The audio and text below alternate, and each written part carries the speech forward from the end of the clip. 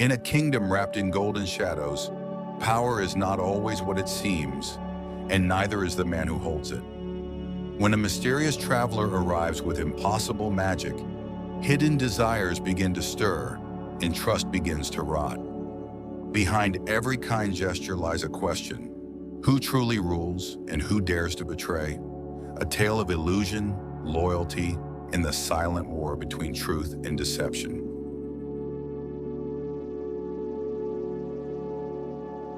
In a city full of secrets, a king loved a woman unmatched in beauty.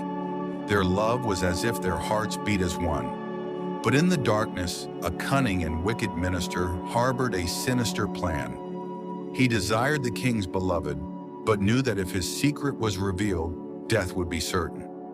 Night and day he pondered how to overthrow the king and claim the throne. One day, a mysterious dervish entered the city. With his strange axe in the town square, he amazed the people. The curious king sent the minister to meet him. The minister returned saying, "Just simple tricks." But was that the truth? The king ordered the dervish to be brought to the court. At the court, the dervish displayed astonishing feats.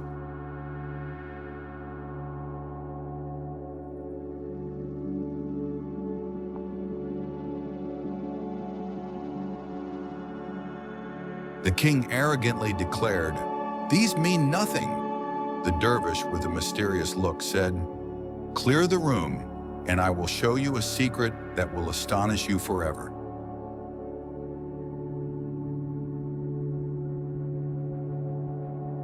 When alone, the dervish revealed, "I can leave my body and enter another's." They brought a chicken. The dervish strangled it and sent his spirit into it. The chicken came alive, clucking while his body lay lifeless. Then he returned to his own body.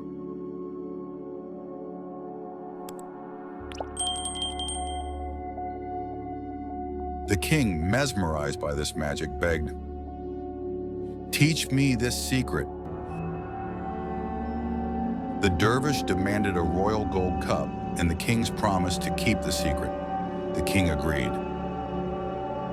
The dervish said, "Send the gold at night, away from the minister's eyes."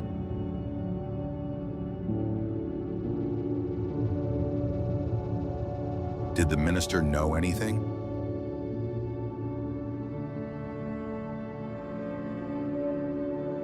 The minister, sensing something, approached the dervish. The dervish loved the minister's daughter. The minister cunningly said, "Teach me the secret, and I will give you my daughter." The dervish agreed, but the minister deceived him. He told his daughter to feign consent, then tricked the dervish. The dervish brought the gold cup and learned the secret. But the minister threw him out.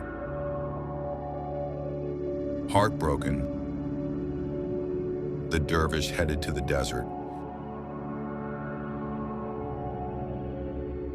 The minister told the king, "Let us hunt alone to keep our secret safe."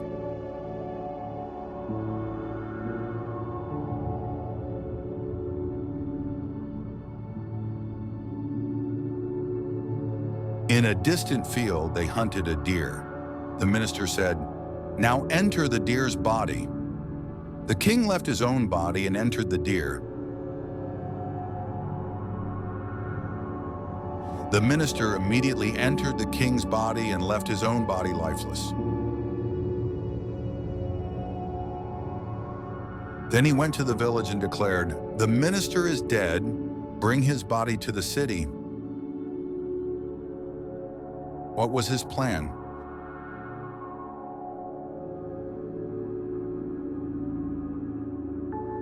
The minister, in the king's body, returned to the palace.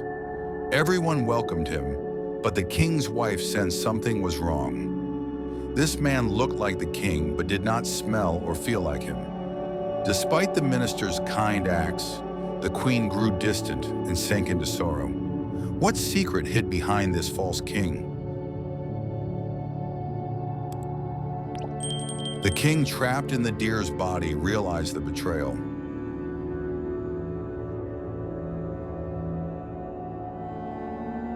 He fled to a forest and saw a dead parrot. He left the deer's body and entered the parrot's. He flew up a tree. One day a hunter set a trap. The king recognized him. It was the dervish. The king deliberately fell into the trap.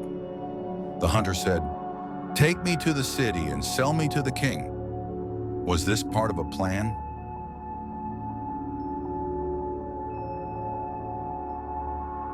The dervish sold the parrot to the false king.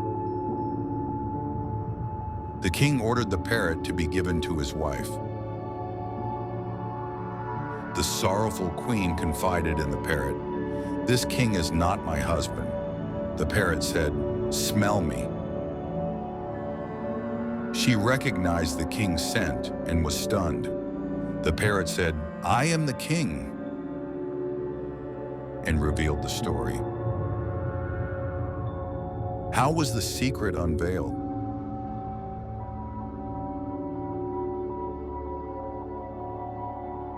The parrot plan.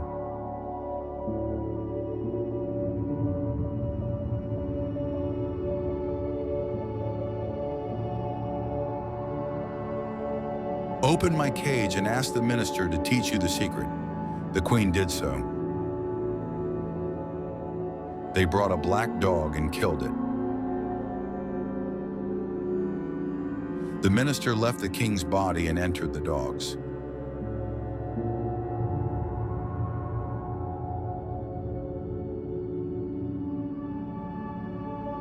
The king returned from the parrot to his own body and shouted, "O traitorous minister, be a dog forever."